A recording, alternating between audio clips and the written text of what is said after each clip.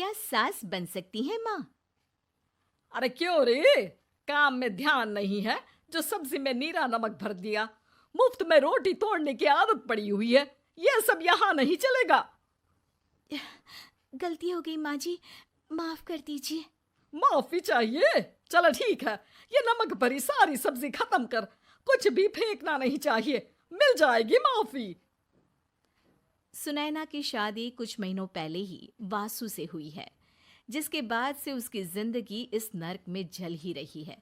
और अब यही सुनैना की आम जिंदगी है, जिसमें उसकी सास हर छोटी बात पर और कभी कभी तो बिना किसी बात के बस उसे परेशान कर खरी खोटी सुनाती ही रहती है। एक शाम वासु और सुनैना साथ बैठे होते हैं। क्या बात है, तुम दिन पर दिन कमजोर कैसे होती जा रही हो? नहीं तो, आपको ऐसे ही लग रहा होगा। मैं बिल्कुल ठीक हूँ। हो सकता है, पर चलो ध्यान रखना, मुझे कुछ काम है। ऐसा बोल जैसे ही वासु जाता है, तभी सिम्मी वहां आ जाती है। भाभी, आप भाई को माँ के बारे में बता क्यों नहीं देती? वो आपके साथ बहुत गलत करती है। क्या सारे ससुराल वाले ऐसे ही होते हैं? भाभी, मुझे तो शादी ही नहीं करनी, बहुत डर लगता है मुझे। अरे तुम बेकार ही टेंशन ले रही हो, ऐसा कुछ नहीं है। मुझे पता है तुम्हारा ससुराल बहुत अच्छा है, इसलिए खुशी खुशी ससुराल की तैयारी करो।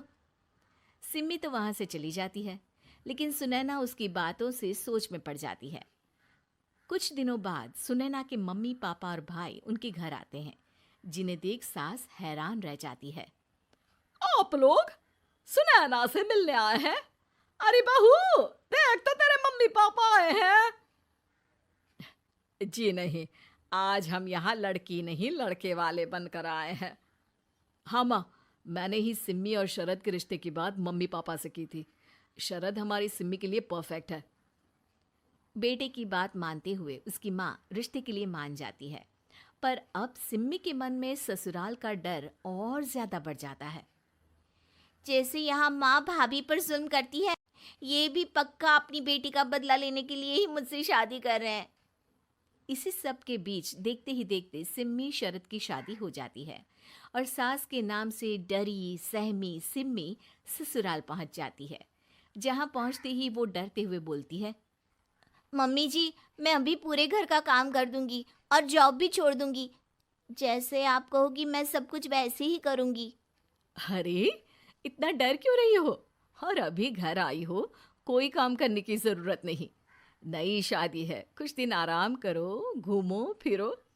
रही बात घर या जॉब की, तो वो तुम्हारी चॉइस है, कोई तुम्हें नहीं रोकेगा। सास का ऐसा व्यवहार देख सिम्मी हैरान रह जाती है और अपनी भाभी सुनैना का ससुराल में पहला दिन सोचने लगती है। चलो, हो गया कार्यक्रम खत्म। जा वासु, आराम कर। बहू, तू अपने काम पर लग जा। काम से मेरा मतलब है घर का काम, क्योंकि अब से तुम इसके अलावा और कोई जॉब बॉब नहीं करोगी। हाँ। क्या हुआ, कहाँ खो गई? लगता है सपनों में ही घूमने लगी। बताती हूँ तुझे अभी। मेरी बेटी का मजाक बनाएगा? सपने में क्यों, असलियत में घुमा कर ला, जा। ससुराल की ऐसी इमेज सिम्मी ने कभी सपने में भी नहीं सोची थी। अपने आप को बहू नहीं, बेटी सुन उसे बहुत हैरानी होती है। लेकिन जैसे जैसे समय बीतता है, तो अब सिम्मी को किसी भी जगह से ज्यादा ससुराल अच्छा लगने लगता है। एक दिन सिम्मी सबसे मिलने मायके आती है, तो अपनी माँ को भाभी पर चिल्लाते हुए देखती है। अरे करमजली, अगर मुझे इतना ही पैसा खर्च करना होता तो तेरी जगह घर में नौकरानी ना रख लेती। तुझे लेकर आई जिस नौकरानी का पैसा बचे, पर तू तो उससे भी ज्यादा खर्चा करा रही है। बस माँ, तुम्हें कोई कुछ बोलता नहीं तो हर हद पार करोगी क्या? अगर यही सब मेरी सास करे तो? अरे तो उनकी बेटी को जिंदा गाड़ दूंगी। तुम्हारे और उनके अंदर यही तो फर्क है माँ।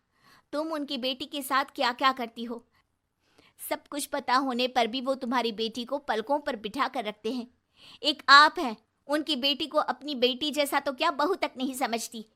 माँ, आपको सुनकर मिर्ची जरूर लगेगी, लेकिन मेरी सास मेरी माँ से अच्छी माँ और सास दोनों हैं।